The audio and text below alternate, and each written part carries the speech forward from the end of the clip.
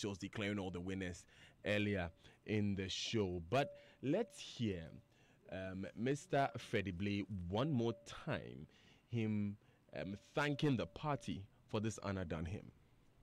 I will say on behalf of the team newly elected that we will now work on the unity of the party. We promise to work together in unity also. We are happy, but measured in our happiness. We will now mend some of the problems that during the contest we might have created for each other. But one thing remains clear, and we want to send it right across to our opponents all over. Now we are now determined not only to defend the government, not only to defend our gains since 2016, but to win in 2020 and beyond. Yep, that was Mr. Freddie Blay, new chairman, now substantive chairman of the new patriotic party, NPP. Right, so let's get to talking, shall we? They always say ladies first, right? And so I'll start with Vim. Ifya, welcome. Thank you. What time did you get to town yesterday? I think later on in the afternoon, because I had to go and sleep. I know, right? My brother was around, so I had to go and sleep in his room. Oh, nice. All the rooms, all the hotels were booked. All the hotels were booked. Get any Oh, okay. You see, so when you say that you had to go and sleep in your brother's room, my text messages start blowing up. Why? Immediately. They don't want me to sleep in my brother's room? No, they have consent questions. They have very that I should sleep in somebody else's room? Very, very valid questions. All I'm saying is that everyone has valid concerns. You get it. As a host and moderator of the show, I have every right to put those questions. The place I could be safest was in my brother's room. I couldn't risk anybody else's room. Okay. Okay. Yes. Because if I sleep in your room, I don't know what will happen. If I sleep in Kojilan's room, wahala for me. Wahala for me. I mean, you're fine. Oh, I know all of you. Guys, let's wish another special. Yes, a special happy birthday to that man, Raymond Akwa. Today is his birthday. Yes. Raymond, don't hide though. Today, he's been dancing all over the place. We are not joking at all in this republic. The man has been chopping Aigbet of you. Don't you know? You know Aigbet of it. Oh, he's been chopping Aigbet of it. The man is fine. Don't define it. He's changed. You don't define it. He's been taken care of. Ray, happy birthday. Thank you. Yeah. Even his head is grown bigger. God bless you. Since he got married. Even his head. December head. This is not linked to Freddie Blay's victory, actually. Where's the party? Where's the party? I have to consult with the producers of Aigbet of it. I understand. Yes. Okay. Let's begin. Your general thoughts on the Congress organization, participation, everything that happened. I think it was well organized. I've seen an improvement. The last time NPP organized a very well coordinated conference like this was in 2005, I think, in Secondary Takrady. I've not seen anything like this. The security was on point. People were, restricted to the inner hall, park, where the actual voting was happening. It wasn't the same in Kumasi. I think that was in 2007. I've forgotten exactly, but it wasn't like that. In 2007, December, the Congress that elected Nanado, the fiercely contested Congress between Alan Chemanting and Nanado, where Afoko was alleged to be sharing money. That was crazy. That was tense. The one with about 17 aspirants. It was tense. So this one was largely... I was surprised because I thought being in power there was going to be a lot of activity and the tension was going to go up, but even the voting amongst the people that you could feel that sense of tension was the chairmanship race. Security was generally good. I think that is so you're satisfied? I don't need to be satisfied. As a journalist, as a journalist from your perspective. We were largely protected. We were largely catered for. That's what I'm saying, that if you compare this to the 2003, I think that was 2003, 2005, Paul, remind me, the Secondary Takrady Congress. Those are the two congresses that I can compare and say that those were properly, planned. Okay. Philip, we were talking on the grounds in Koforidua, and you described this one as the tightest race that you had witnessed. You still think so? Yeah, in terms of the competition between the candidates, this was quite tight. For some of the positions, i.e. the chairmanship position, the national youth organizer position. But generally, the Congress had all the ingredients, all the characteristics of a great conference. So there was some bit of drama, some intrigues there. It was, some level of predictability, about who would win in which position and all of that, save two positions, the national organizer position and the general secretary position. Apart from that, for the other positions, there were some level of unpredictability. We had some shocks in there. For me, the greatest shock for me was the margin between Nanabi and Dominic Edua. You think it should have been smaller? I think so. I think it should have been smaller. I mean, getting into, because even on the ground, you speak to some of the aspirants, some of the members of parliament, and they tell you that, Charlie, it's very close to call. So they would not want to, make any predictions there. So Nana B coming out with that emphatic win was somewhat of a surprise for me. The other surprise again was the votes. The man who contested John Boadu, Richard Ahiagba. He's secretary of NPP Chicago. Yeah. Charlie, you speak to the delegates and they were like, "The all contested John Boadu, I mean, he was an unknown quantity, but he managed to pull over 1,000 votes, and that should come as a rude awakening for me to John Boadu, that he should probably look at the internal issues a bit more. Obi, I'll come back for more detailed analysis on the results and all of that. But Malik, we had so much to say about this going into this, and you had, a ringside seat here in Accra for the entire. I don't know if did you guys sleep when you were here?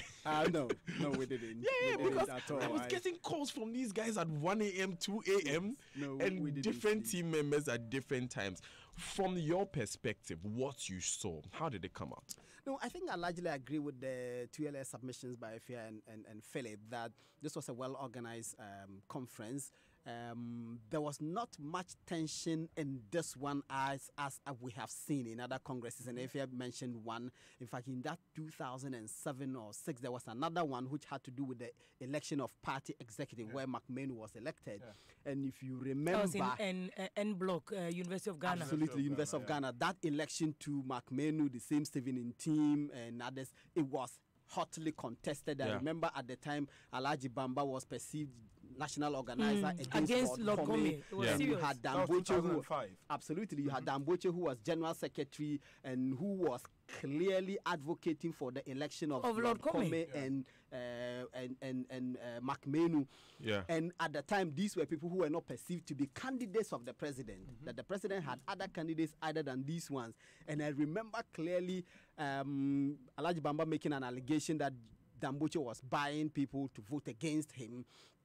And Damboche granting Joy News an interview because Joy was covering live. And he said that Damboche is not a coward. I have said that I am voting and I am campaigning for Lord Comey and McMahon. I know what these two can do for the party. I'm not a coward. I won't go and hide and pay money to anyone. He's never minced words. No. I interviewed him on the ground and he told me, look, I'm for Freddie Blair. Yes.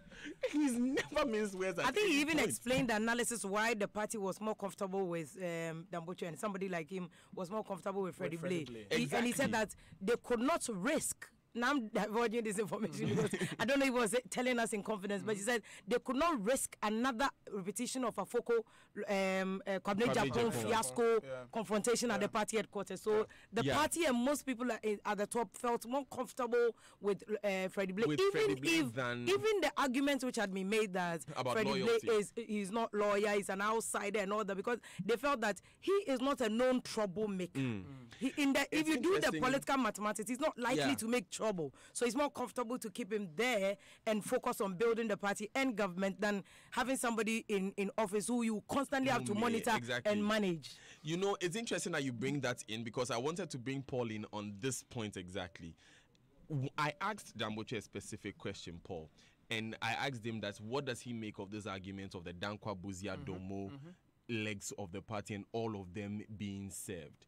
And he said that when he was running, this is the answer he gave me. He said that when he was running for general secretary, he didn't campaign on regional balance or serving any of these founding legs of the party, and he does not believe that that argument is relevant today of who is Dankwa, who is Buzi, and who is Dombo. He believes the most relevant argument is who can win the next election. Freddie Blay has proved himself, and that is what should be relevant today. Do you agree with that sentiment? Well, thank you very much, and good morning to your listeners. I will come to that if you permit me, but I have to say that I went to Sunyani as a reporter. I went to Koforidua as a reporter to make an observation and to try and see whether some analysis that had been developing can be evidenced by what occurs at the Congress. I ended up making two observations, and the first observation, the one I went to make myself, has to do intrinsically with the NPP itself only. But the second observation I made has to do with the two main political parties and the way in which we are conducting the democratic affairs, whether it portends well for the establishment of democracy through good governance, etc. It's not a very popular view, but I found what happened in Koforidua and what has been happening in other congresses as an undermining of the democratic principle. Because you see, political parties are set up to contest elections among each other for the national election. It doesn't appear to me, checking all the definitions of political parties, especially the one by Edmund Beck, that political parties are set up in the way that they do these days to internalize elections within the party itself. It doesn't appear to me as that. What that is doing to us is what happened in Koforidua. So you have a contest of chairman, general secretary, etc. And Koforidua was the climax of what has been going on around the country. Constituency elections have occurred, for the NDC branch elections have occurred. So for 2 years, a political party is doing this internal democracy thing. It comes up with rancor, this and that, that and that, that and that. I think that we must have a conversation and rethink. That is part of the processes that weaken the political party itself. Because by the time they are ready for election, they have not focused on policy. They have not had time to look at anything. They have not also been able to run as a secretariat and be able to impose themselves on the people, so that if you have an NPP election like what occurred on Saturday, you're electing national executives. Yeah. If you look at it in the context of a company, this is what the management of the company. Because it's an election and it is based on popularity, you can end up electing 7 people of the same skill sets. So you can end up electing 6 lawyers. Your party chairman is a lawyer, that is a lawyer. So now you go into the work. And you don't have a balance. You won't get a balance, and you will not be able to sustain it because you have not been able to get all the skill sets in place. But with the NPP, for instance, some executives are appointed, and that makes for that balance in skills and even in. But you have to compare the balance to the decision-making point. The chairman is the decision maker. The general secretary is the decision maker. We heard Kwabena Japan talk often about being the chief executive of the party because he was general secretary. So those positions that are elected, not just the fact that the party is weakened as a secretariat, so they cannot really perform the task of a political party. And that is why in Ghana, when election comes and we're going to vote, there are 10 million people who are voting. If you want to find out how many people are registered as either NPP or NDC, you find it's a negligible amount, because the secretariat of the constituency of the NPP, the secretariat of the branch of the NDC is not working. They are not put together as a secretariat. They spent 2 years competing among themselves. And then it also brings the acrimony which the NPP was desperate to overcome in Koforidua. That, as is being reported, as Damboche said, they don't want to repeat the Afoko Kwabena Japan. The people who should be elected by a political party, by the elective principle, universal adult suffrage, are those people who become flag bearers for the party in the main context, the members of parliament and the presidential candidate. When these people are elected, they should be allowed to select, or there has to be a mechanism of some electoral college, some interview process that selects the national executive that they are going to work with. But you have the case ourselves in danger on that point, placing the power of its elected national officers in that one person. Because look, elected president has a lot of power. That's what the Constitution of Ghana does, where you elect one president and it's appointing 5,000 people. Because the consultative... But that's not right in itself. Why is it not right? Because the Consultative Assembly thought that the power of the president devolves from the president onto all the other people. For as long as he's president, he carries the mandate, he will present himself in 4 years' time so that he's re-elected. That creates the synchronization and the harmony. I want to drive home the point about what Damboche was saying. Why should the party get into that situation? That let's go to Koforidua and be sure that we have elected Freddie Blay, because Freddie Blay is what the establishment wants. I'll come to the second point about MPP, about the relationship between the establishment and the base of any political party. But the MPP went to Koforidua desperate to make sure that the establishment have their way. They spent money, a lot of money. NPP, NDC spends a lot of money on the same thing. They spend a lot of That's time. what I was gonna say. Yeah, in this analysis, I'm comparing the two it's political both parties. of It's the both ways, yes. parties, NDC spends a lot of money. You remember the Dr. Obeda Samoa in Kwabena J. Fraka in Koforidua? I think it was. Same Koforidua.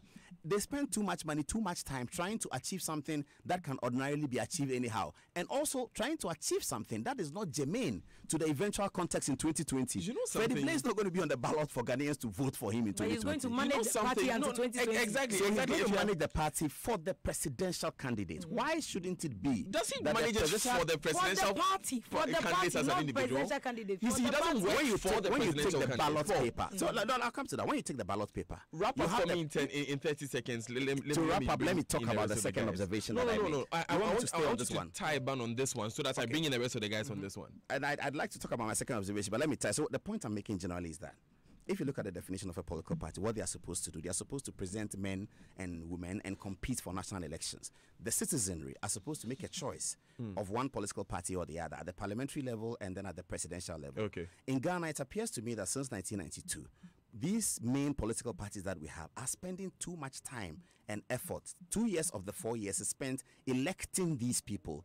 And we have to have a rethink as to whether these officers of the political party ought to be elected. My proposal is that the only people who have to be elected is a member of parliament who's going to be a flag bearer for the party in the constituency and a presidential candidate. When they are elected, for the period that they are elected, they can select the people that they have to work with. The added advantage it brings is that there's a process in which you can select people with different skill sets so that the secretariat of the branch, the secretariat of the constituency, and the national secretariat can work as a real company that can churn out ideas. Paul, you see how hard it is when you are asking people to stop talking. You see how hard it is for the people on the other side of the table. When you are hosting Good Evening Ghana. Anyway, so I'm glad you mentioned that your second point is about the NPP leadership and its grassroots. Yes. When I was making my notes to host this show, it is one of the conversations I wanted us to have. That's why I asked you to put a ban on that. But then let's deal with this controversial matter. My guys are ready to jump one by one. Malik. What Paul is advocating, in my view, is actually recipe for chaos. The members of parliament of the NPP made a similar proposal which was flatly rejected by Congress, that they should be allowed to select party executive at the constituency level. Congress rejected that. Now, remember also that the Paul Afoko and Kobene Japan disagreements within the NPP hinged on selection of party people who are not elected. That when they were elected in Tamale in 2014, one of the first things they did was to remove the Deputy Communications Director of the party, Peru Kujoto, from the office. They appointed regional communication directors of the party. The party said there was no consultation in the process that led to those selections. That was where the problem started. So the first disagreement was over the selection of those people. So there you have it. The party itself makes room for selection of people at some level. That created problems for the party, which then created the circumstances that compelled them to go to Koforidua last weekend and then seek to avoid what happened after 2014. So that's clear evidence to you that what he's advocating cannot be a solution to the problems that we have. I agree with the larger point he's making about the consistent elections at every level, bogging down the political parties and then taking their attention away from the most important things about policy and governing and helping the governments that they form to govern. But selecting people without going through elections is not the answer. My last point on this, if the political parties, which are supposed to engineer a democratic system, are themselves not using one of the cardinal principles of democracy, which is elections, to select their leaders, how can you expect them reasonably to spearhead an electoral system and processes that will give you a good democratic system? Okay, so the points you're trying to make with that final point is that they should, leadership by example, they should show themselves that they believe the principle of democracy. And that they will respect the systems. All right, let me end with the lady on this point. Philip, come in. Yeah, so I think if we go by Paul's point that through elections, you might not get all the skills set needed to manage the party at that level. I think the party's constitution envisaged that and made room for, ways to cure that mischief through appointing some other party executives. I agree again that the appointed executives are not steering committee members. So maybe when it comes to that critical decision-making level, they might not be on. But they are members of the National Executive Committee and National Council. So yes, they have a role again to play in that whole structure. This is not a new proposal. Let's make that point clear. I think the majority leader has been hammering on this point consistently. Is there no merit in it? In fact, on the ground, I spoke to the Honorable Nana Eyiwe, former leader of AFAC.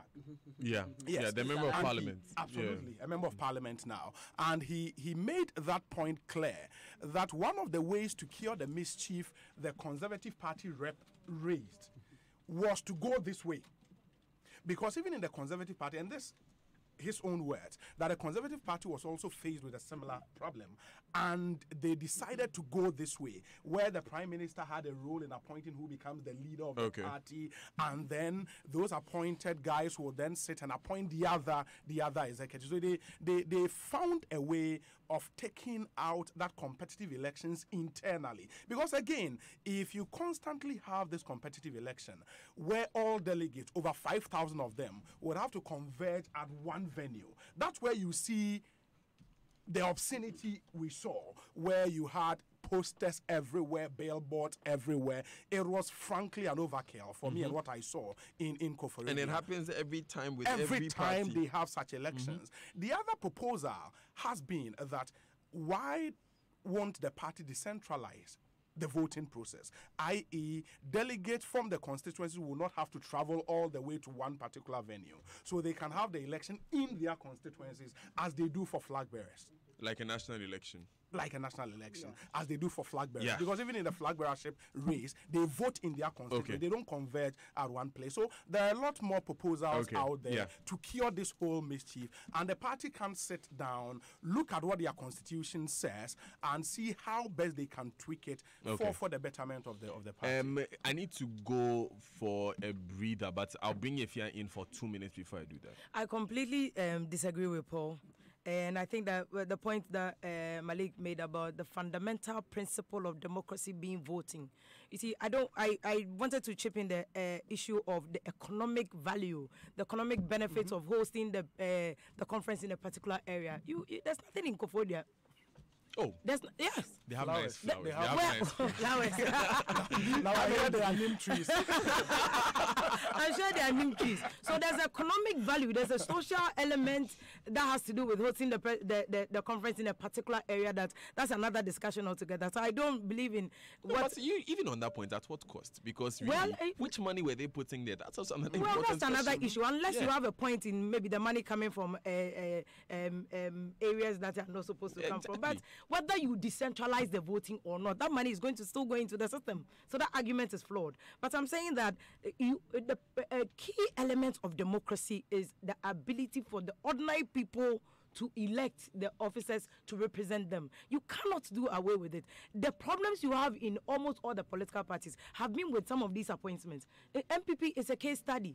All the problems NPP have had since '92 has been as a result of conflict between the appointed officers and elected officers and disagreements in the position and roles. I do not agree with that point that electing or selecting members is the reason why you're having these conflicts. If you look at government, and we've had this problem even under the Fourth Republic, all the appointments that are made by presidents who are elected into office have been because of regional balance, electing from this ethnic group, appointing from this group and that group. And so the issue of selecting all appointments has always been a problem. We are satisfied with our the president that we elect appointing his executive. Why can't a political party be satisfied when a flag bearer that they choose never been satisfied, Daniel. We've never been satisfied with the president appointing his officials. We've never been satisfied. Haven't you heard the problems? Haven't you heard the agitations? What happened under Mahama when Haruna Iddrisu's constituency people had to go on a protest to even push force the hands of the president to appoint Haruna Iddrisu into a ministerial position? We've had this problem consistently. The way all of you have jumped on balls with, even this it's fair that I had problems. We've had problems. If the way all of you have jumped on Paul's words, let me give Paul 30 seconds. Yes, it's fair that I have a rebuttal. Yes, before you. I think that my point has been completely understood, and I noticed that Samson came round eventually to agree with me, but nonetheless, Samson and the Fair are both talking about. Samson again. Sorry. Every time I'm on the show, He wants to change your name. He wants to give you an English name. He wants to give you an English name. Sorry. I've been meaning to send Samson a text, so that's why. They talk about the fundamental principles of democracy, that the process that I'm criticizing upholds the fundamental principles, but it doesn't actually. It undermines it, because what happens in those congresses is not elective principle. It's an electoral college. So it's not elective principle. The only elective principle you have is at the national election, where all Ghanaians who are registered above the 18 vote, what they do there is an electoral college. 6,000 people are determining the chairman of NPP. Is NPP 6,000 people? So that fundamental. There's a constitution, and they are going according to the constitution of the party. Well, so that's why we say that there's a constitution of Ghana, as he said in his remarks, which allows the president as elected to appoint about 5,000 people. You were worried about that provision, but it's a constitution. So if that is the national constitution, which is the ground norm, as you know, why can't we then extend it in other parts of electoral principle? And history is my friend here. Kwame Nkrumah, as leader of the CPP, was also the chairman of the CPP. Yes. There's a reason why they did that. When Prime Minister Buzia became the Prime Minister, BJ Darocha, who became the General Secretary, was not elected. There's a reason why that happened. So history is my friend in this regard. But international politics, the democracy grows and develops. I have already made the point of democracy fairly and squarely. That the fact that it's an electoral college. Yes, the fact that in America, in the U.S. elections, the electoral college is what is used to determine it. That is what is used the reason why the CPP is where it is today. Well, okay, fair enough. You can say that. But the point I'm making, the technical point I'm making, I think has not been sufficiently deconstructed. Okay. That once you elect a leader of a political party in any regard, parliamentary or presidential, he ought to be given the power to have these people so that the party can work, so that you don't spend 2 years doing what they do. Okay, so I think I understand the point Paul is trying to make, that it's about the workings of the party, the function of the party as an institution. Because the campaign message from the Freddie Blake camp was that he understands the president, he can work with the president. Absolutely. And all of that. So if that was a campaign message, then why don't we scrap this whole election? So that the president was not the president. No, guys. It was just a campaign. It resonated. If the president was the one nominating, let me bring in Raymond. Mr. Dazi, 1 minute. If the president was the one nominating, there would have been less money spent, there would have been less acrimony, there would have been more time for the NPP to concentrate on policy. Less money spent on this process, yes, but less acrimony, it's debatable. Raymond, quick comments before we go. Yes, just two of them. First and foremost, an electoral college. And let's be clear, the medieval adage underpinning democracy states what touches all ought to elicit the considered approval of all. It doesn't say that what touches all ought to be considered and approved by all. So rarely established. An electoral college is an appropriate representation of whichever group. I'm not challenging that. I'm saying that secondly, in terms of the fundamental, there's a higher bar. I'm saying that there's a higher bar. No, I'm not challenging that. There's a higher bar. So if we are talking about, no, the word they use is fundamental. Yeah. That's what I'm saying. Fundamental principles of democracy. You know that. When you talk about the fundamental principles of democracy, it's not electoral college. Electoral college is a form of democracy. The fundamental is the universal adult suffrage, everybody above the 18 belonging to that group, casting their vote. That's fundamental. Now, I did talk about the adage underpinning it. Now, secondly, the Political Parties Act is clear on how internal organization is supposed to be done. It says it should be democratic. What you are proposing, even if it's accepted by many, which I think will be very inappropriate, would actually require an amendment of that particular provision. No, an acclamation is democratic according to our laws. Yeah. I agree perfectly. Yeah, so what you are saying is not correct. No. An acclamation is democratic. But if you agree an acclamation is democratic, why wouldn't you accept an electoral college as democratic? An electoral college is not fundamental. No, you don't get it. It's not fundamental to the principles of democracy. It's democratic, but it's not fundamental. The words they use is fundamental principles of democracy. No, so that's the point I'm making, that you have a specific Political Parties Act that dictates that your internal organization should be done a particular way. Listen, it is not supposed to be the case that the leader of a political party, being the president in that particular grouping, should necessarily be in agreement with everybody. And rarely, political party has a common goal. You shouldn't necessarily be friends before you can attain that particular common goal. True. And in any case, when political parties have felt that there's a need to make sure that people moving within its ranks are dealt with in ways, they can use the same internal organization and democratic processes to do so. So why do we select, and I'm saying it's a few examples, to make a generalization of what the standards are supposed to be in the democratic parties, and perhaps kill the internal organization democratic principles that we want to establish in this case? Okay. We will not kill the democratic principle. We are electing our MPs, just joined and we will elect our president. I'm turning off your mic, Paul. Paul, your mic is off. Paul, your mic is off. We'd have to take the break. It's 23 minutes to the top of the hour here on the Super Morning Show on Joy 99.7 FM. I don't know if you are being excited and educated as much as I am already, but we'll have to take these important messages. With us here, of course, I'm Daniel Daz. With us here in the studio, Paul Adomotri, Efia Pokria, Vim Lady, Philip Osebo, host of Ecosi, saying Raymond Akra, resident fact checker and birthday boy, Malik Abbas Dabo, editor of myjoyonline.com. Your thoughts and comments are welcome. 0244-340-437 WhatsApp. A special good morning to Isa Hakubi Bene. Philip, Ishak is listening to us. And he says I should tell you that he's listening to us. All right, we'll take these messages. Don't go anywhere. It's a new day. Are you ready? So my girls and I are finally going on our long-awaited trip. Everyone is excited, but I'm even more excited because my Cowbank mobile app is the real deal. If it's about transferring funds, I'm sorted. If it's about paying my bills, we're sorted. With me changing my PIN, locking my card, enter airtime, set a standing order, and locate the nearest Cowbank branch or ATM anywhere I find myself. Into trip way dear, chilling in Kwan. I don't have to worry while I'm away because my Cowbank mobile app has me. Do more with your mobile phone or tablet. Think it forward. You're smart. Now get it trendy. Download the Cowbank mobile app no free Google Play Store and our App Store. Sisia and enjoy convenient banking. Anytime. Cowbank. Forward together. Cowbank. Forward together.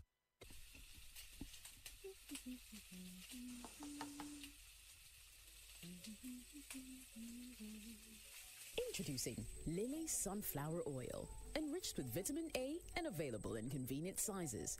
Go to the nearest supermarket or neighborhood shop today to buy your 5, 2.9, 1.8, or even your 0.87 liter of Lily Sunflower Oil. Lily Sunflower Oil, the chef's choice. Lily, tasty food, happy family. This advertisement has been vetted and approved by the Food and Drugs Authority.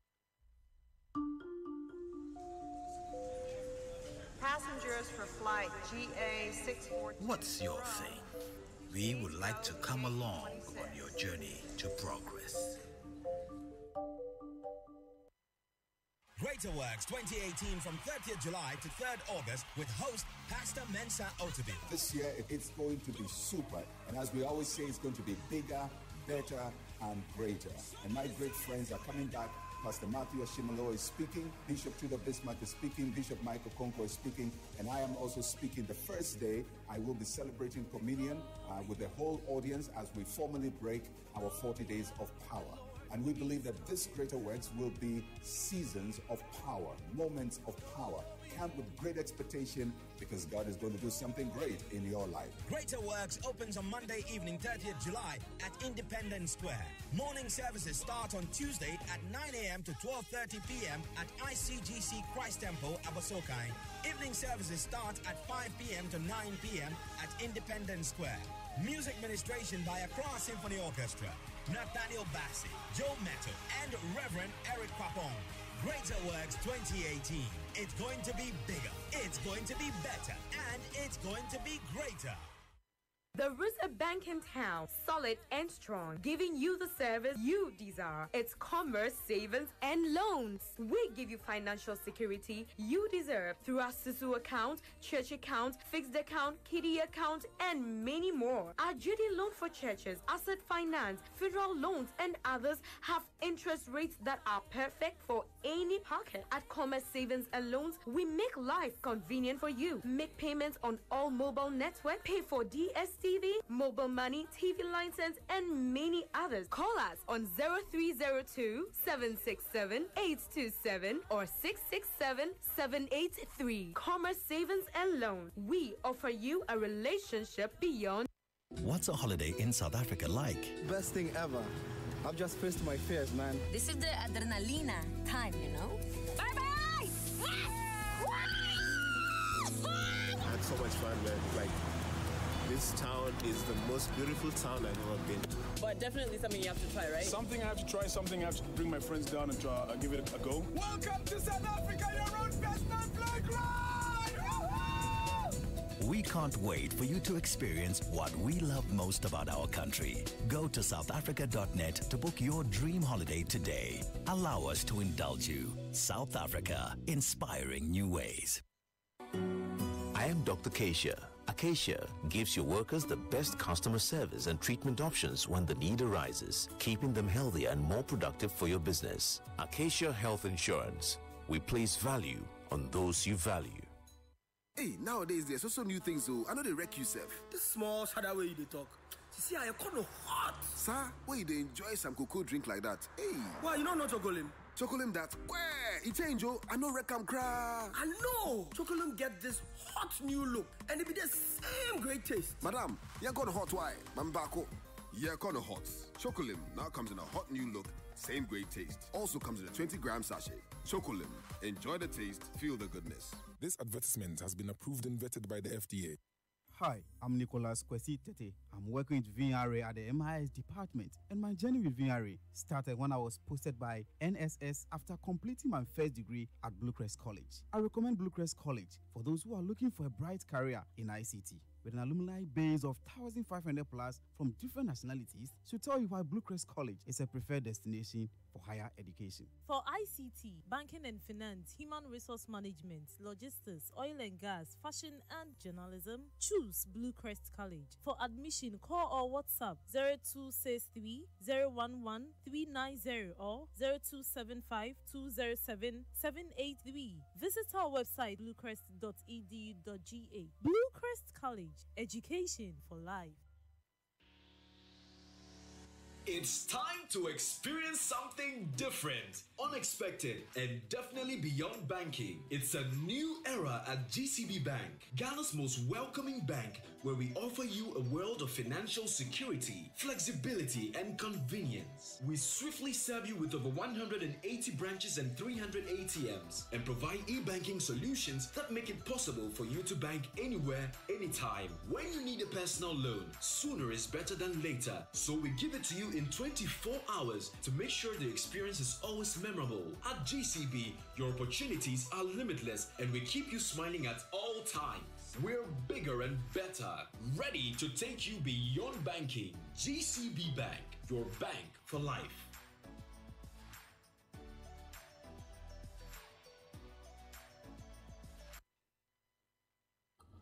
Time waits for no man. The future belongs to the brave. Nothing comes without a fight. Fight for a better future. Fight to change the world. Make your mark at Academic City College with its new campus in Hacho Accra with activity-based learning and premium teaching talent. Take your education beyond the theoretical classroom. Visit www.accghana.com. Admissions open now for September 2018. Academic City, unlocking potential, one leader at a time. Hey, Kwame, what's up here? My brother, my wife has been diagnosed with cancer. What? My brother is here with kidney disease too. Oh, yeah. Do you know the World Health Organization estimates that over 16,000 new cases of cancers are diagnosed annually in Ghana, and kidney diseases account for 10% of all medical admissions to Kolebu? But thanks to Glycocritical Illness Plan, GSIP, I have spent over 20,000 Ghana cedis on my younger brother's disease. Yeah. What is GSIP? Glycocritical Illness Plan, GSIP, provides you with financial support when diagnosed with any critical illness or dread disease such as cancers, strokes, kidney failures. Speak to GlycoLife today on 0302-218-500 for your GSIP policy. It is definitely in our interest to survive. GlycoLife, we cushion you for life. At Afrodan, we believe that many of the problems people have with their health is as a result of the way they sit. In other words, your chair can kill you. Here's Dr. Marcus Mann of the Chiropractic and Wellness Center. What you have to remember is that the spine is the lifeline to your body, and posture is the window to that spine. Now, posture is affected by your daily activities and habits like sitting. That's why at the Chiropractic and Wellness Centers, we recommend what I believe to be the best chairs available for preventing not only subluxations, but also other health problems that you may not be aware of. And that's Rabami and Mobilex chairs. Unfortunately, on a daily basis, I have to correct the effects of this poor sitting habit in our businessmen and businesswomen. Always remember, optimal spine equals optimum health. So, for the sake of your health, buy Rabami or Mobilex chairs from Afrodan. We're on the first floor of the Swansea Shopping Arcade. Telephone 663-085. My name is Kwame Sefakai, and most of you know me as a media personality. But I am also a family man. The UMB mobile banking app, UMB Speed App, saves me so much time by letting me do almost all of my banking transactions on my phone. The cardless withdrawal feature allows me to withdraw cash from any UMB ATM without an ATM card. I can also pay bills, transfer money, request for a loan, invest money, and so much more. So now, I can spend less time at the bank and more time with the ones I love. Bank anywhere and anytime with a UMB mobile banking app, UMB Speed App, and get the time to do what you love most. Download the UMB Speed App from your Android, iOS, or Windows phone today. Call 0302-633-988 for more information. UMB Speed App, Digibank, let's go! Super Morning Show. Willis Beats.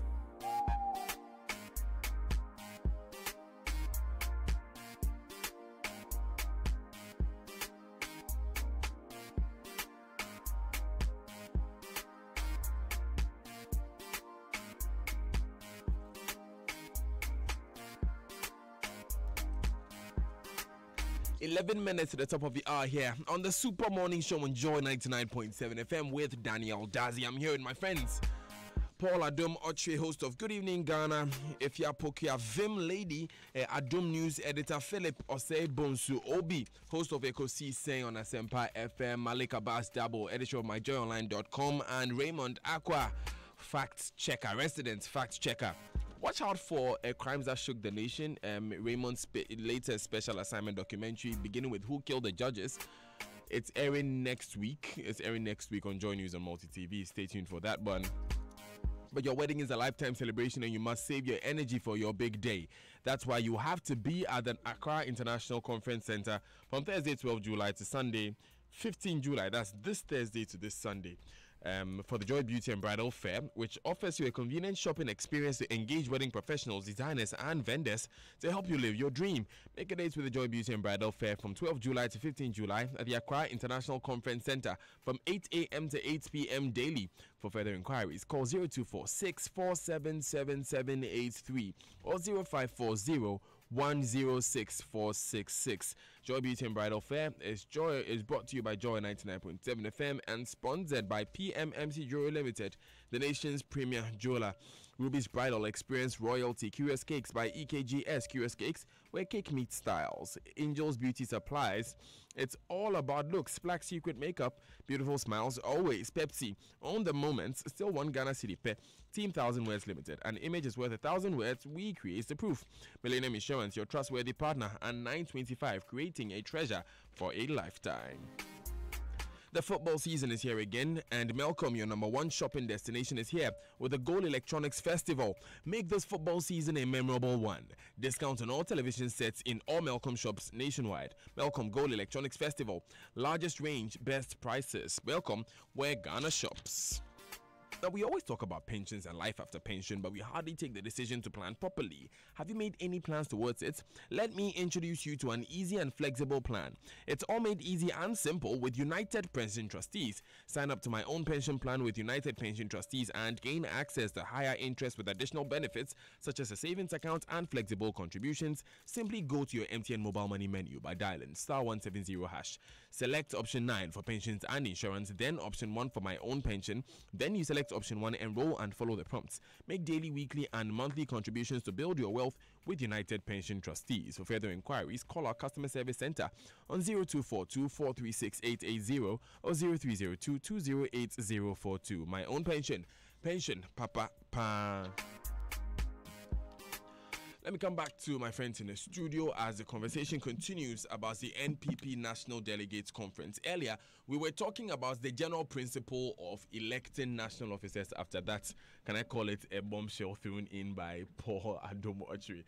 Just making observations and see what came up. But then, let's move into the election proper. And I'll begin this time with Philip. Obi, let's look at those who won. No surprises with national organizer, no surprises with general secretary, but chairman, Freddie Blay. What worked for him?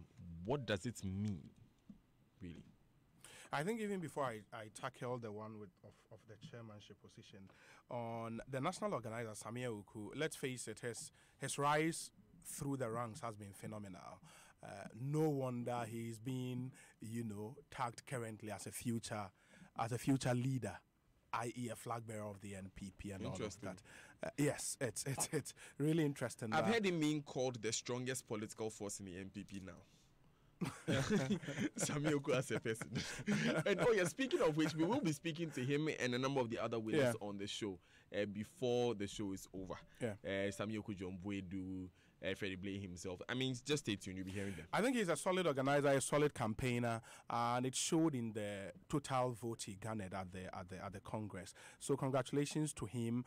What we are all looking out for currently is who he nominates as his deputies. Because he would be asked to nominate two, and then the national executive body would either approve or disapprove of same. So, and I've heard people say, okay, why not he pull along somebody like Dominic Edua? Into the national organizership, that's for the deputy. They did work well position. Together as youth organizer and deputy. They did. So let's see how that will pan out. But to the national chairmanship position, the only surprise for me in there was the difference in terms of the votes for the two leading candidates, because I did not expect Stephen and team to pull that much vote. Let me be honest. Okay. When you get onto the grounds, the feeling was that, hey, Freddie Blay is the establishment candidate. It was as if everybody there was for Freddie Blay. I mean, you speak to MPs, you speak to delegates and all of that. It was all Freddie Blay. But the Stephen and team force was quiet in the background and all of that. It even was evident when he was entering the Congress ground. He came a bit late. You know? And his personal... That was your favorite dialogue. Oh, if you let him finish the story, when you finish your story, we will finish it for you. Don't worry.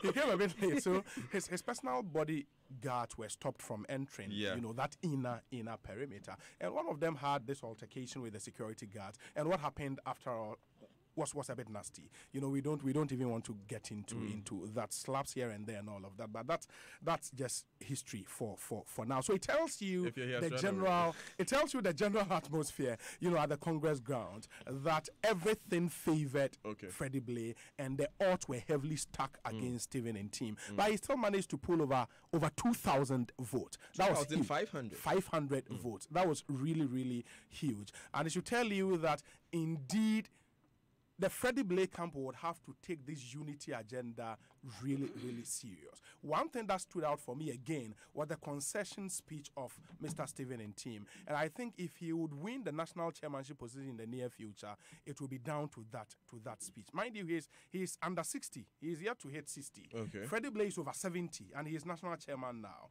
So I would want to believe Stephen and team will still want to give it another shot. If you take a look at his manifesto, it's on here. It is not over until you stop trying.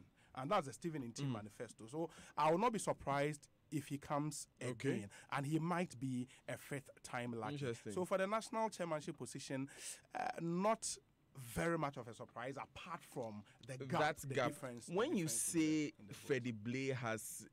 let me move with the question.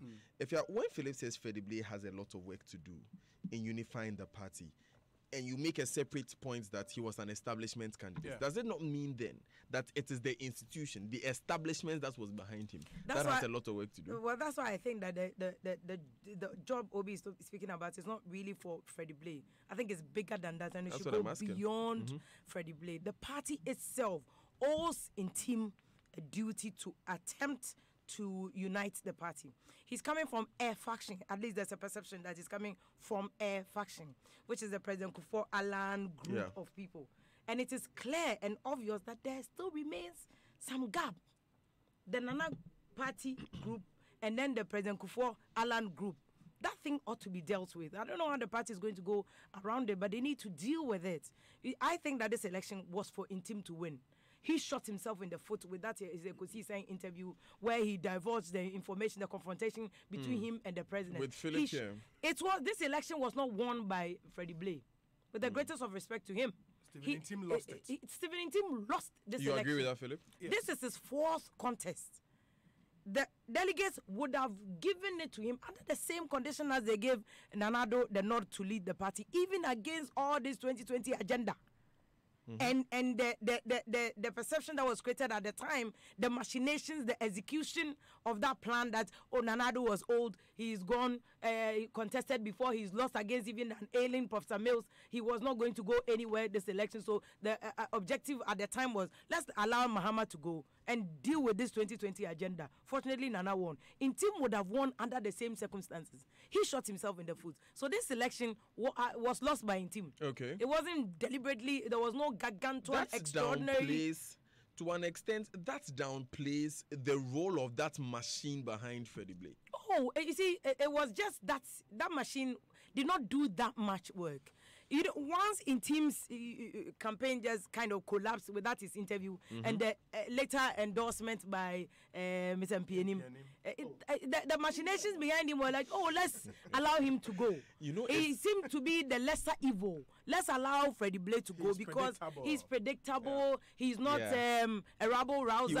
He's not going to rock the boat like an Afoko.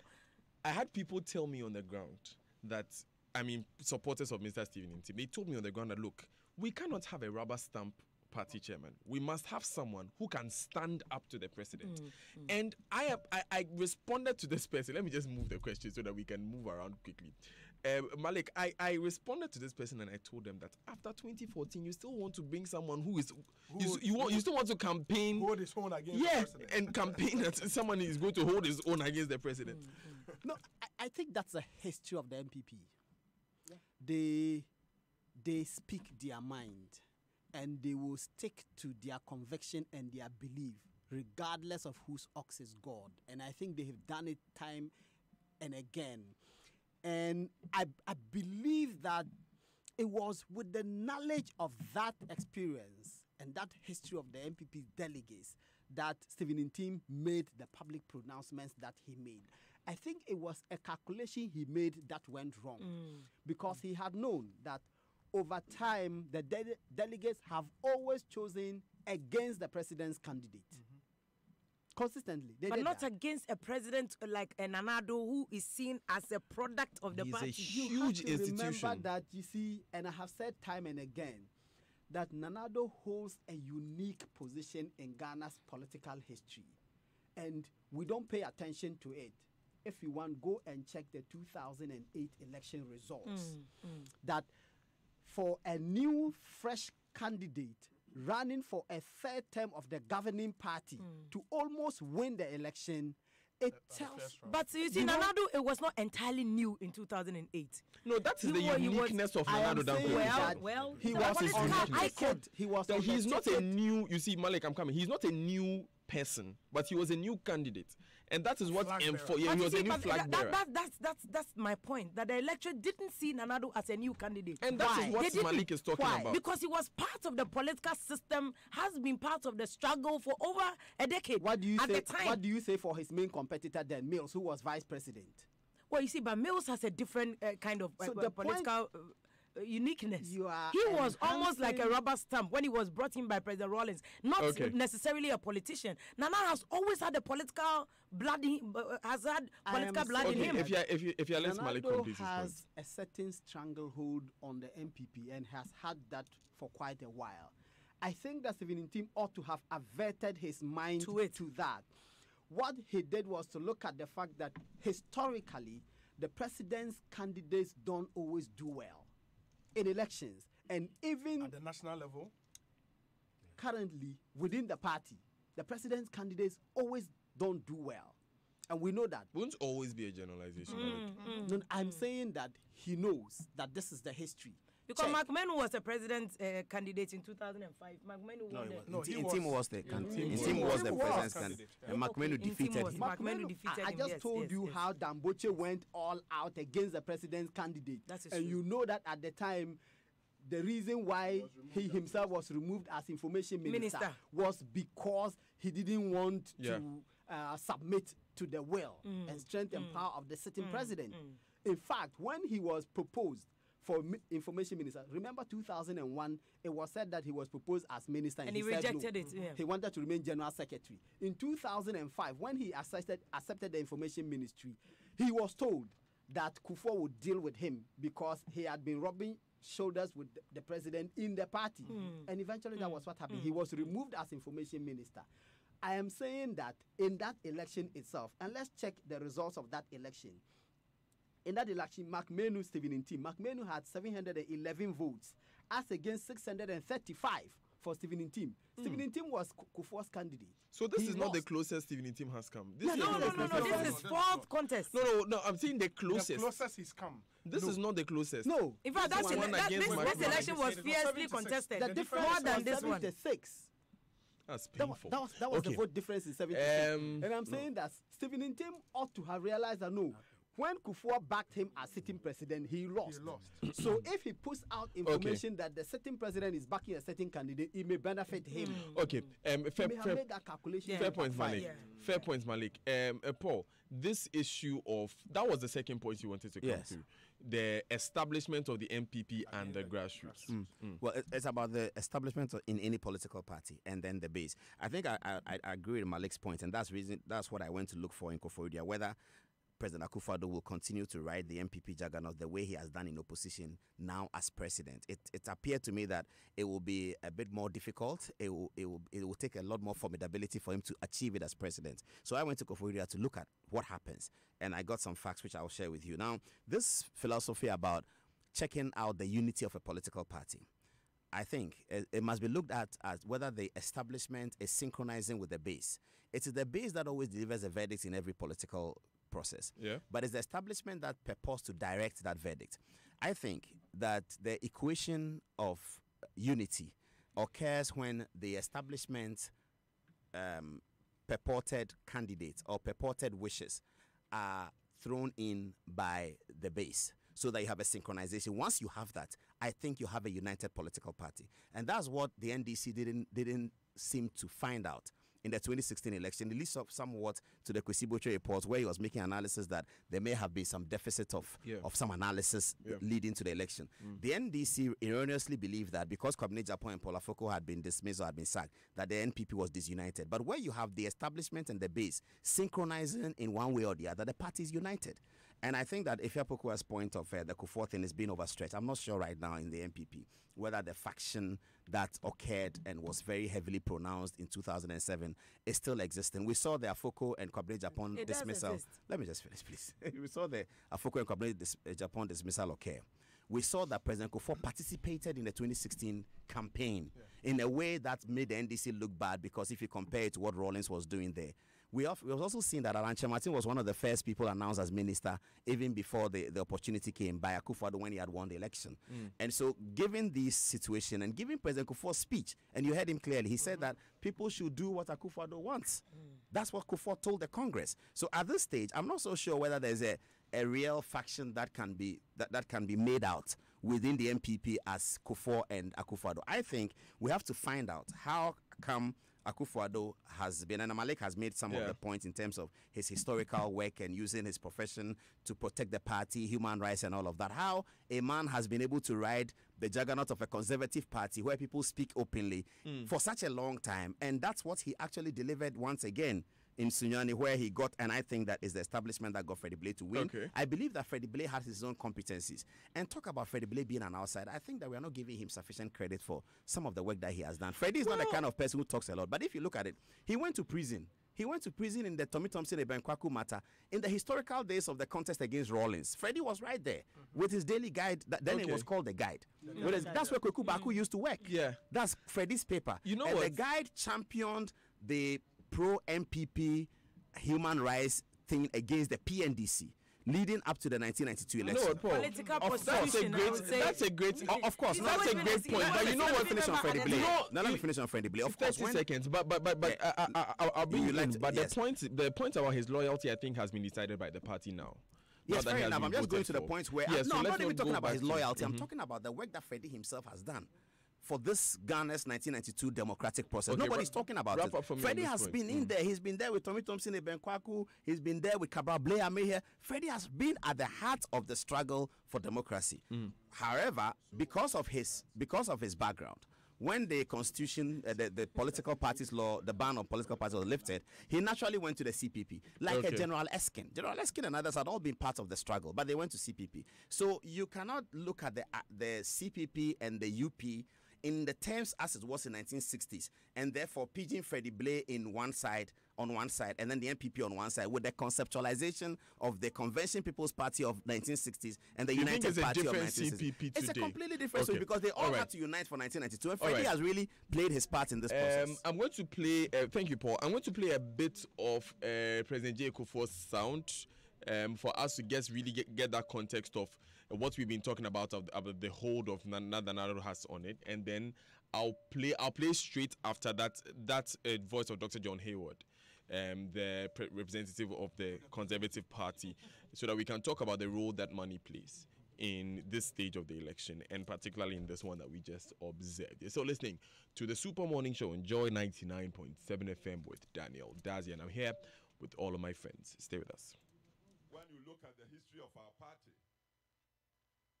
and of Ghana as a whole, you see that it's only in times when our tradition takes power that you see both good governance in terms of democratic constitutional governance and economic progress and development moving together in tandem. This is the singular historic duty bequeathed to us from our forebears. But you cannot do these two things effectively and efficiently together without a solid, united undercarriage of party.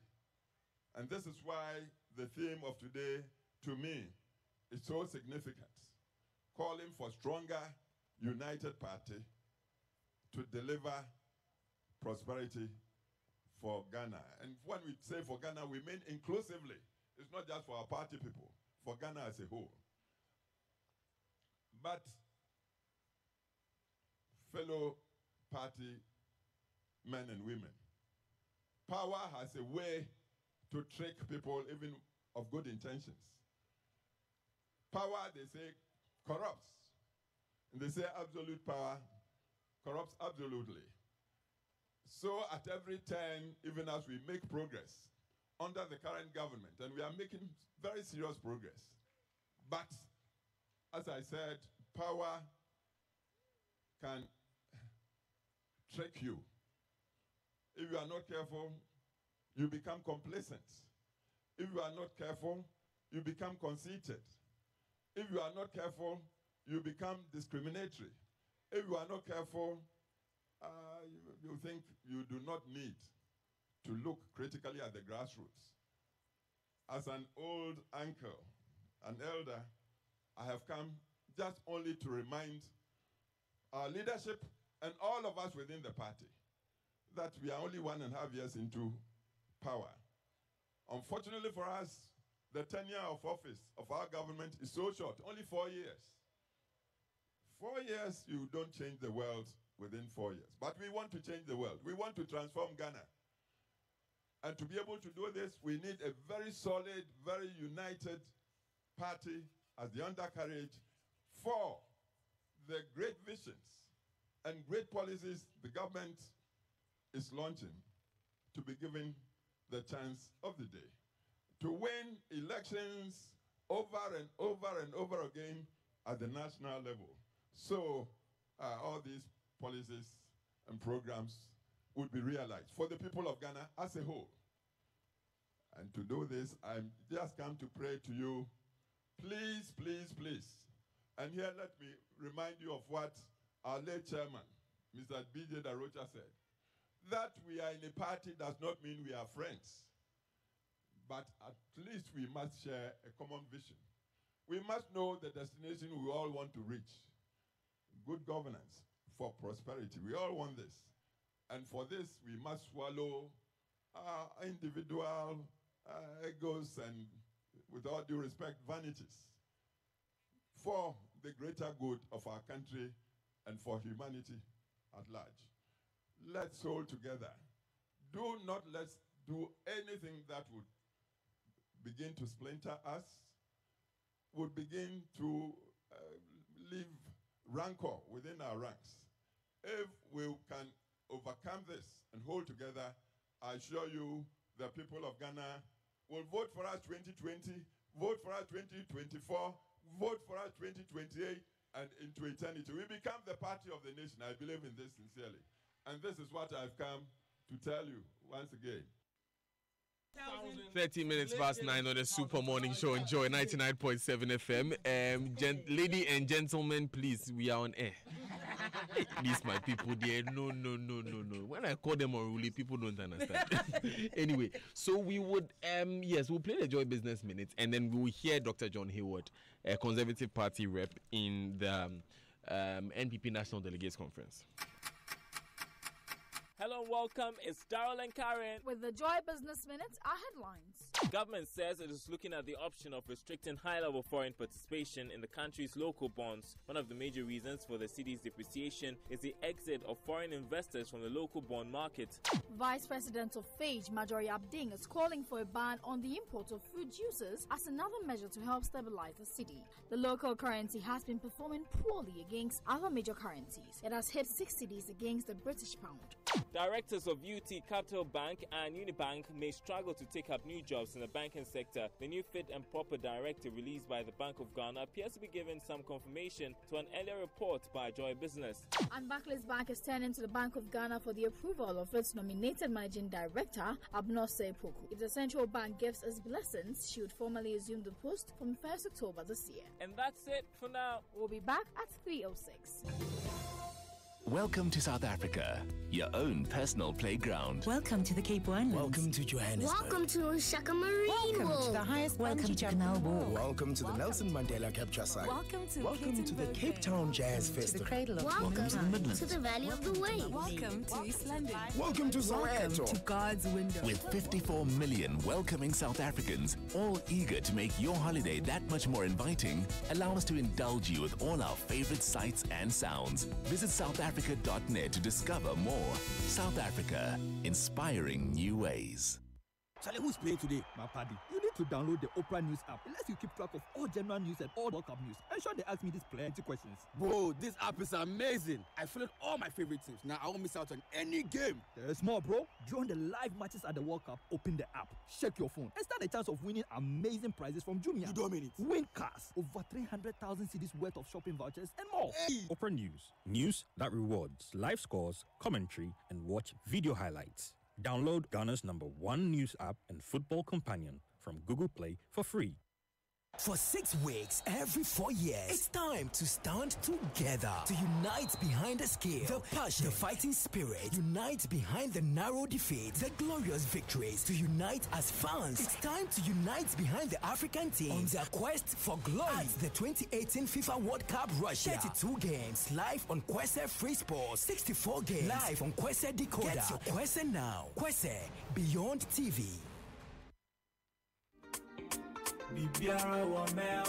The love, the passion, the feeling, the togetherness, the happiness, the energy, and the surprises that soccer brings to our lives. Oh yes, that's football. If it's football, then it's Melcom. Your #1 shopping destination is here with the Goal Electronics Festival. Make this football season a memorable one. Discounts on all television sets in all Melcom shops nationwide. Yes, we give you the chance to watch great pictures on large screens from Melcom. Whether big or small, Melcom got you covered. It's all about your viewing pleasure this football season. Melcom Go Electronics Festival. Largest range, best prizes. Melcom, where Ghana shops. What's a holiday in South Africa like? Best thing ever. I've just faced my fears, man. This is the adrenalina time, you know? Bye-bye! I had so much fun, man. Like, this town is the most beautiful town I've ever been to. But definitely something you have to try, right? Something I have to try, something I have to bring my friends down and try, give it a go. Welcome to South Africa, your own personal playground! We can't wait for you to experience what we love most about our country. Go to southafrica.net to book your dream holiday today. Allow us to indulge you. South Africa, inspiring new ways. Adam Savings and Loans. They say life is harder than a rock. We say at Dumunti, give life your best shot always. They say it is too difficult to meet everybody's needs. We say at Dumunti, we have taken the time to understand you, the investor, the importer, the salaried worker, and even the youngster. Adum Savings and Loans is that friend who is truly on your side. For enquiries, call us on 030-220-8066. Adum Savings and Loans. Oh yes, your light of hope. It's our passion, it's our game.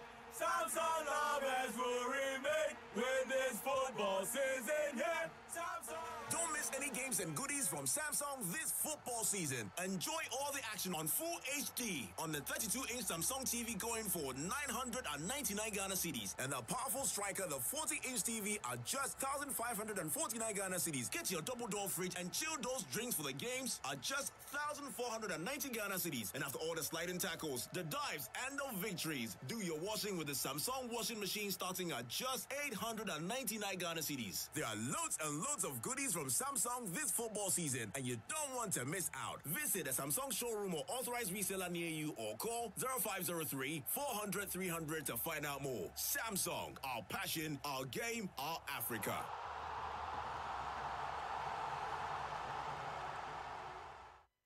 Are you looking for opportunity to study abroad? Are you facing challenges in your application for international admission, visa, and general travel? Astrolinks International is a first-class education travel and immigration firm that can support you to process your application for admission and visa in countries such as Australia, Ireland, UK, USA, Canada, and many more. They also offer professional advice on travel, visa, and tour packages to corporate organizations. Locate Astrolinks International at 52 Fanofa Road, Kokomlemle, near Joy FM. Call 0244 502752. Visit our offices in Kumasi, Takrade, and Sunyane. Website at www.astrolinks.net. Astrolinks International, your path for success.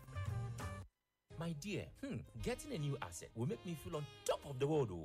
Look, I'm thinking of getting a new car, a house, an acre of land, and a new truck for the business. No doubts, my darling. But why not first check to ensure the security of these assets before you buy? You are right. With some people using their assets to take loans from different banks, while others sell properties which do not belong to them to innocent buyers, you and I have no choice but to quickly fall on the collateral registry to know the true status of any property we want to buy or accept as collateral for loan. You better act now. Don't lose guard. The Collateral Registry of the Bank of Ghana is the one-stop place for banks and individuals to check the true state of an asset. Contact the Bank of Ghana's Collateral Registry at the City House 11th floor or call 0243-543-931. Collateral Registry, securing your transaction. This message was brought to you by the World Bank Group and IFC in partnership with the Bank of Ghana and with support from the State Secretariat for Economic Affairs, SECO.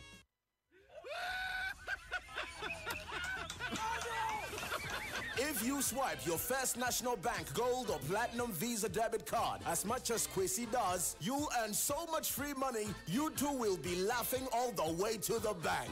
Earn free money every time you swipe your First National Bank Gold or Platinum Visa debit card. Money does grow on our tray. This is not a promotion. It's a First National Bank thing. Terms, conditions, and rules apply. First National Bank. How can we help you?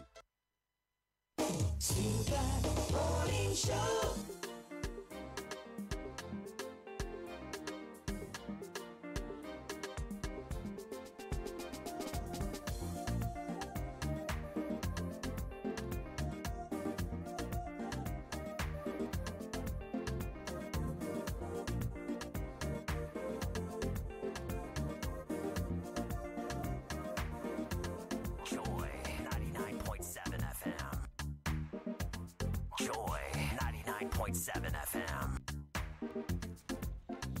22 minutes past 9 on the Super Morning Show. Enjoy 99.7 FM with Daniel Dazi. I'm here with my friends Paul Adom Ochre, Efia Pokia, Vim Lady, Philippos Ebon, Malik Abbas Dabo, Raymond Aqua.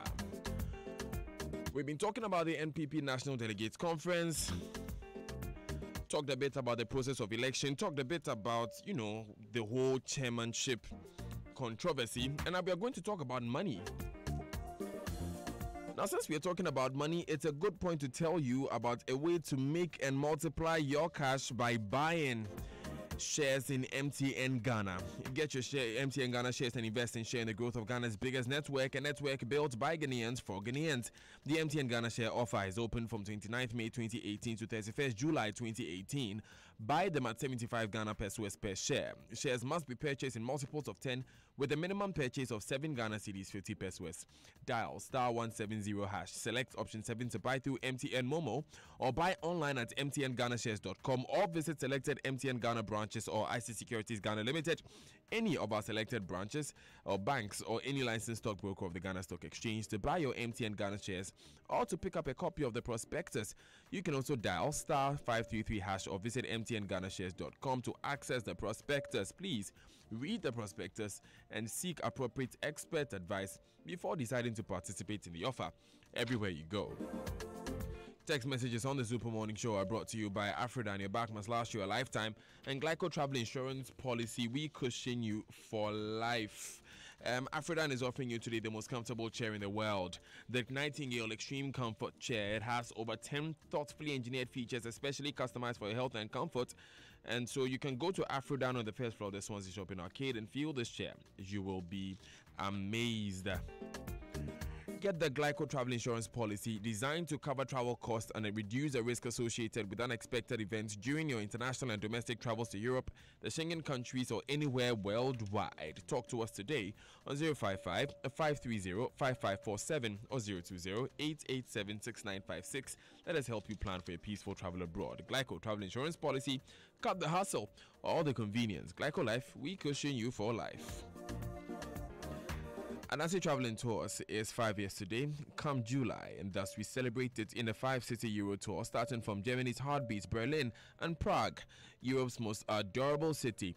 We shall add Budapest, Bratislava and Vienna at only $2,555 from July 27 to August 6. You wouldn't want to miss this 5-star tour, for Europe has never been this affordable. Join us and let's celebrate 5 years in Europe. Call 055-631-0404 or 020-825-54871 to book now. 25 minutes past 9. Let me bring you that sound of Dr. John Hayward, and then the conversation continues.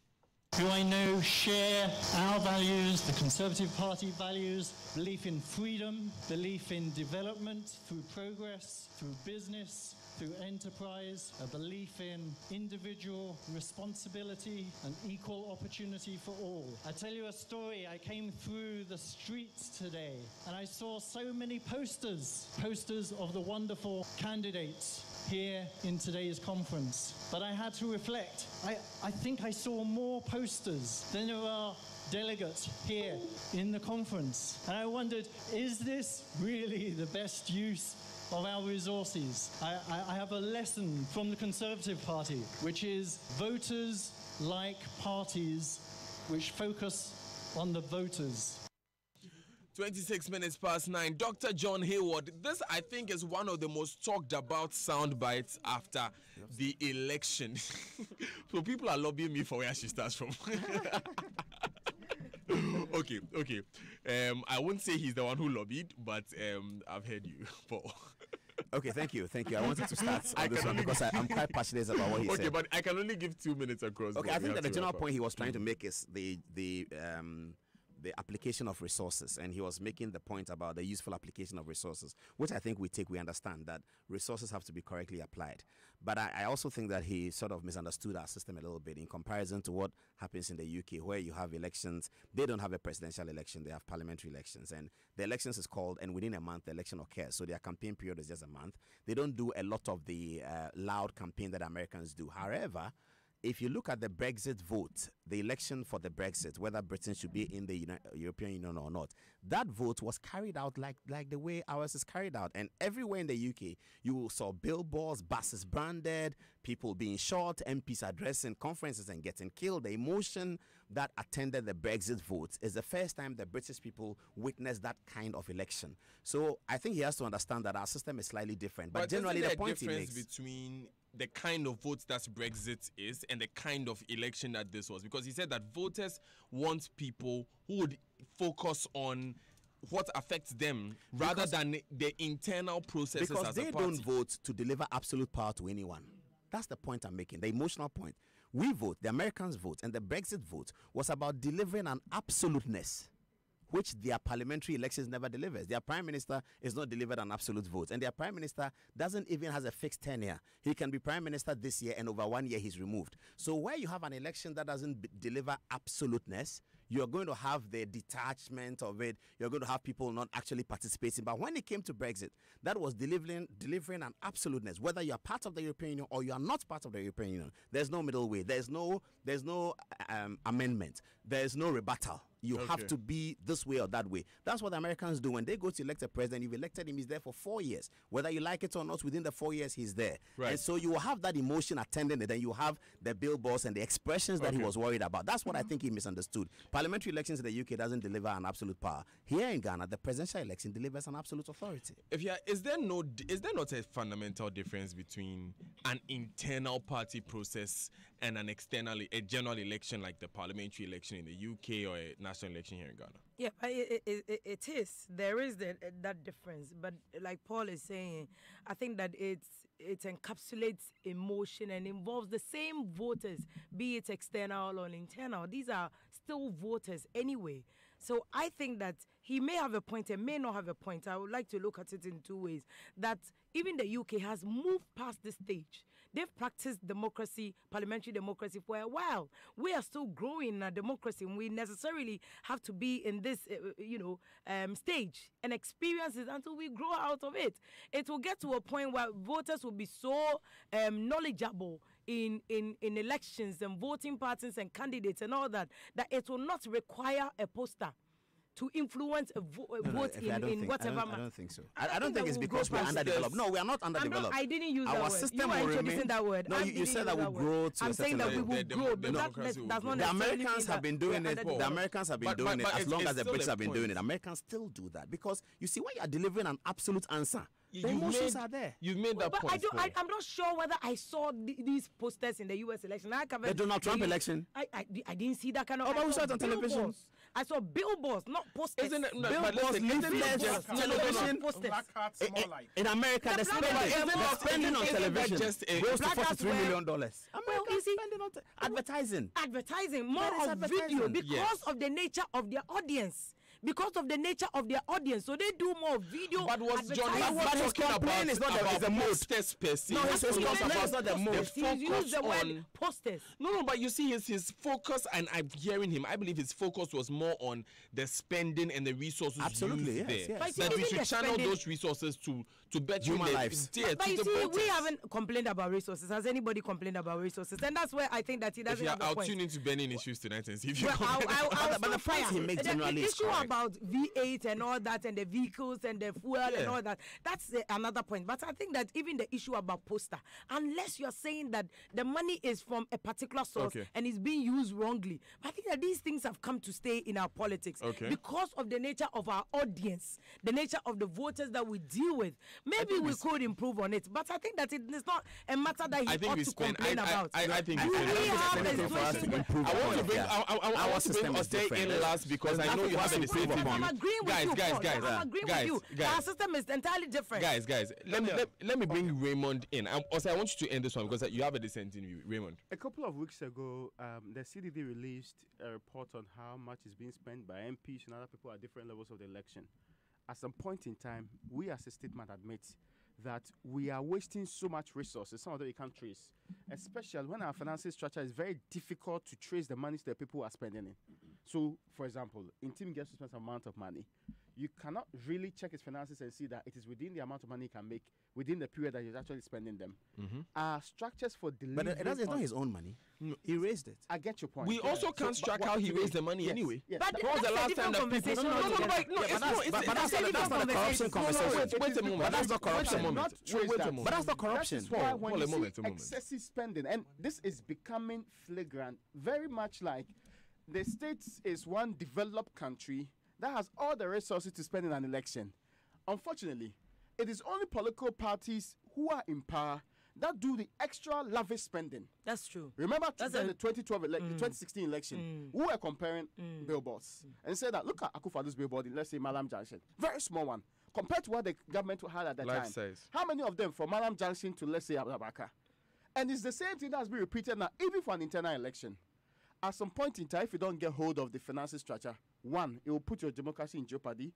Currently, who are the main financiers of the political parties? It's very difficult to discern that. Do they even get money from outside? Some say yes, some say no. Is it in tandem with the law? The Political Parties Act is very clear on how the money is supposed to be distributed. But all of these rules, and the last time I checked with the Electoral Commission, it was funny how they were in the run of the 2016 election. It reached a point, the EC boss herself told me that it is not of consequence and relevance to her, the people's and the submission of the audited accounts, because that's not her focus at the time. It tells you What that was really the point? Compared to what the conservative guy said, what's really the point? The point is that he's just given an example of posters to make the point that you are spending way too much in your Who told him that you are spending way too much? How is he able to make that conclusion? Guys, I have read how is he able to make that conclusion that you are spending too much? No. What's his point? Okay, let me turn the mics off. We have too many people talking. Let's calm down. Let's calm down. We must finish. Is there a doubt about 30 seconds. Is there a doubt about the authenticity of that report? It makes the same point. So it's but that's an opinion. CDD's opinion that we are spending too much. That's why he asked the question that is there a question of the authenticity of the report? Yeah, there could be, but the report is an opinion. So you are questioning it? Yes, that if you say they spend X amount of money, why is it too much? It's not an opinion.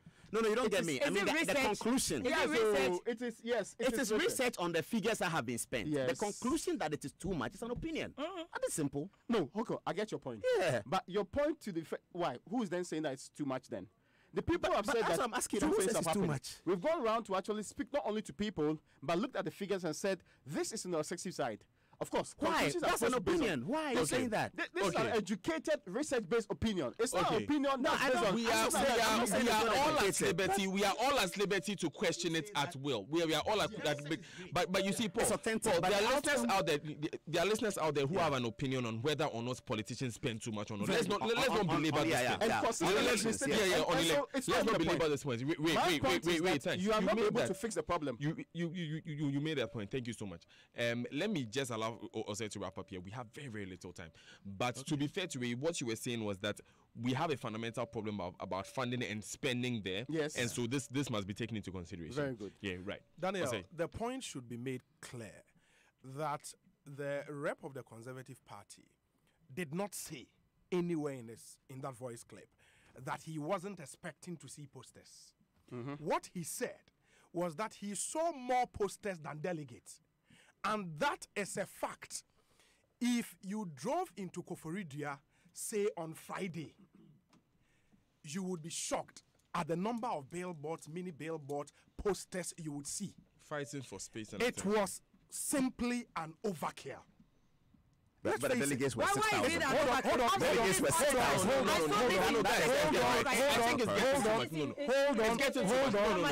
The fact that it happened in Tamale and Takrade does not take away the fact that this was an overkill. The number of posters, if you enter Koforidua Technical University, just after the entrance, what you are met with was just too much. So probably, as we speak, it's say a moral suasion to candidates and all of those guys, that when you are getting into some of these elections, yes, it's good for marketing purposes too, but point is, you've traveled across all constituencies in our country. I don't think that what you do on that day relative to posters and the number of them will change anything. But doesn't that limit us to the question of posters on its own? I think it was about the devotion of resources. On Sunday, when we're driving through Koforidua, you get to a point and you see posters all over on the street.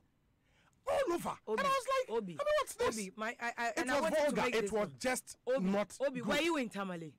Second, Takrade. No, it's been consistent. No. But I've seen it in Takrade, in Kumasi for the NDC and all of that. NPP, Which is why the conversation must be had. Right. But isn't that why the conversation must be had? I don't think I disagree that it doesn't create the right perception. No. But I agree that it has no effect on the results of the election.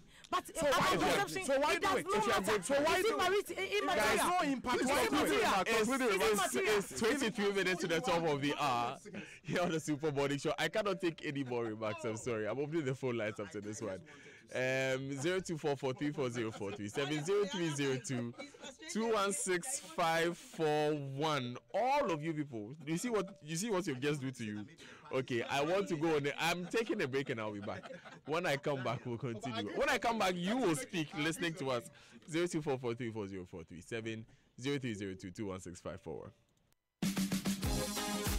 Hey, Bra Kofi, your ceiling be smooth, bright and fine, Papa. That's an understatement. It blink like 80 carats.